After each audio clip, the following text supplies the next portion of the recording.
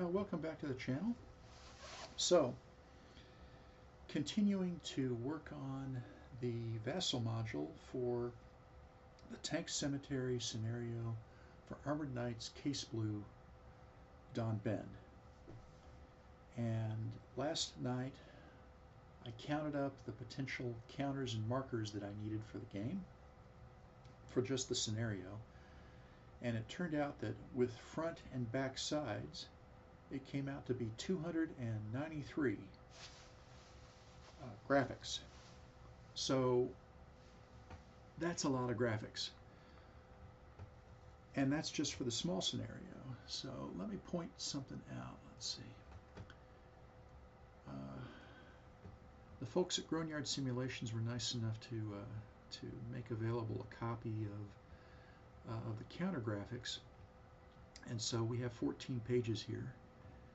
And what I've been doing is I figured out that instead of laboriously cutting out effectively each one of these counters, which means that I have to do 293 copy and paste operations and so on, what I'm doing now is I copy out a couple of rows of counters at a time, so 20 counters. Put it another way, let's full screen this. So I'm basically copying, if you can see the mouse cursor here towards the, let's go center of the screen. So this row of counters in the center of the screen, or images rather, I copy out this 10 by 2 group at one time, and I use a tool called Snagit to get it to the right size. In terms of my counter, I want my counters to be roughly 142 by 142 pixels. That has seemed to work out fairly well in terms of size on the hex grid, size on the map rather. And so what I do then is I import it into another tool called Gimp, and it could very well be that Gimp might have been able to take the screenshot in the first place, but I'm just going with what I know. The next thing I'm doing is I'm slicing these. You can see where I've already put in guides about every 10% here, and I'm going to add 2 more guides. So image, guides, new guide by percent, and I'm going a horizontal guide at 50-50. You can see that guide that just got put in here. That's going to help me slice the counters rather, and I will put in another guide, this time a vertical guide at 10%. That's going to fill in right here in this area. Okay, so now I can go to image, slice using guides, and as you can see at the top of the screen we have all 20 counters, at least 20 counter faces if you will, and you can see the counter that we have here in the middle. Then it's a matter of exporting, which I haven't figured out. This is my first day using Gimp. Actually, it's my first hour using Gimp almost. And so I haven't figured out how to do things conveniently, but I can Control E, and seems I'm already in the right place, which is good. It's important to open that large file from the place that you want to save all the smaller counters. So here I have to basically Control E to get this screen, export, and export again. So it's a keyboard combination and 2 mouse clicks for each of these. So Control E, export, export, Control E, export, export. But the good news is that none of this is left to chance. The dimensions of the counters will be, aside from maybe a pixel or 2 off in the vertical, the horizontal will be spot on every time. And this means I'm going to have a great uniformity of counters. Export, export, and so on. Let me come on over here and let's take a look at what we've got. So these are the ones that we've been exporting. This is another strip that I had already exported, another set of 20. And so I'll wind up with a separate folder for each of the formations, I'm only going to have really 3, so 3rd motorized, 60th motorized, and then a couple of Luftwaffe counters. Additionally, I will have markers set up. Those I might have to individually take out. However, I don't have to have duplicates. The nice thing about Vassal is it will make all the duplicates that I want. Then for the Soviets, they have 3 formations. They have the 28th Tank Corps, they have the 131st Rifle Division, and then there's an independent tank brigade, 158th Tank Brigade, I think, that can subordinate to the Rifle Division and give them some much needed armor. So also a few Army level assets on the Soviet side, but it's not a whole lot. And so with this technique, I can get very uniform counters, I think fairly high quality, and I can do it, well, reasonably quickly, at least for this game. So I haven't timed this out yet, how long it takes me to convert 20. And unfortunately, I have to add the guides in every time. So it does take, I would say, right now maybe 5 to 10 minutes to do 20 counters. That's not horrible. So for 293 counters, we'll just say it's 300, because that makes the math easy. That's 15 times this, say, 10-minute evolution, if you will. And that's 150 minutes, 2.5 hours to process all my counters. I can live with that, at least for this small example. Unfortunately, if you look at the entire counter mix, you wind up with as many as 5,600.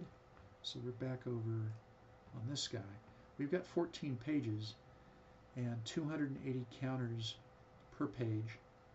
Now, when we start going in and looking at the back sides, you can see that there are a lot of blanks. That's the nice thing. There are a lot of blank counters. That's going to be mostly for company size units that don't have additional steps and so on. That is not too bad.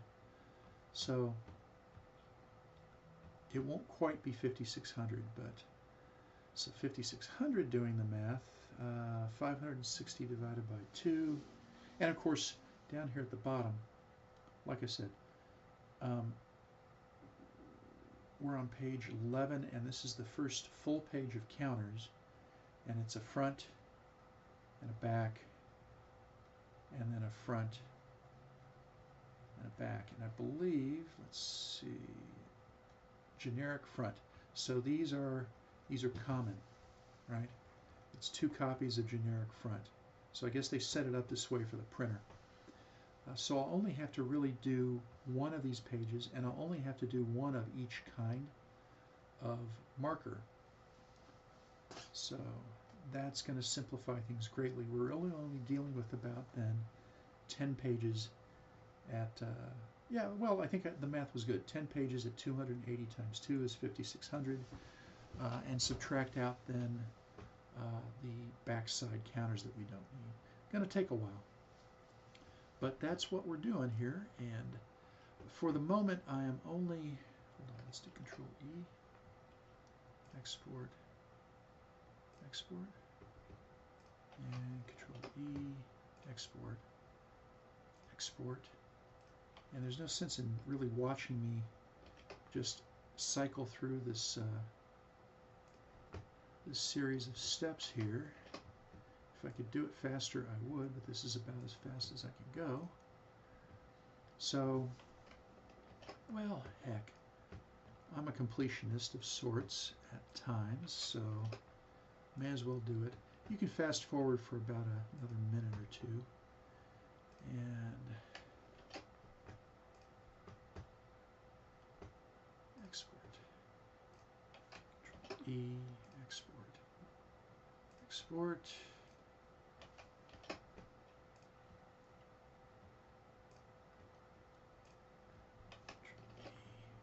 Export, export. Now in the tank cemetery scenario, you won't actually use all of these counters. It turns out that 3rd motorized, 60th motorized, and I believe 16th Panzer. They were in a pocket at the time of the scenario, and we're only dealing with elements of 3rd motorized, hold on, Control E, there we go. 3rd motorized and 60th motorized that are at the southern area of that pocket. And so that's it. We've exported everything, and we're back over here. And we've got our set of counters now. And 20 items selected, 20 items in the tank, so to speak. So that is all the front sides, by the way, for 3rd motorized. We've got about 21 back sides that are relevant. And these can now be imported into the Vassal module in relatively short order. So that will be the next thing that I'll do. I think I spoke of that in the last video that I made. So I'm in the middle of making counters. I'll make the Soviets, the Germans, and the marker counters, and I will begin to bring those in. I will probably do some additional work on the Vassal counters within the Vassal application to get all the menu systems right before I actually create this stuff. But the nice thing is that working with prototypes in Vassal, I can go back and apply changes to all of my counters at once if need be. So anyway, thanks for your patience, letting me rattle on like this. And yeah, that's all I have. All I have for now. All I have for now is generating counters for the game. That's cool. You got to do it. You got to slam the wall a bit on this one. So hope you like the video. Please like it if you do. And I'd love to hear your comments below. And we will see you down the road.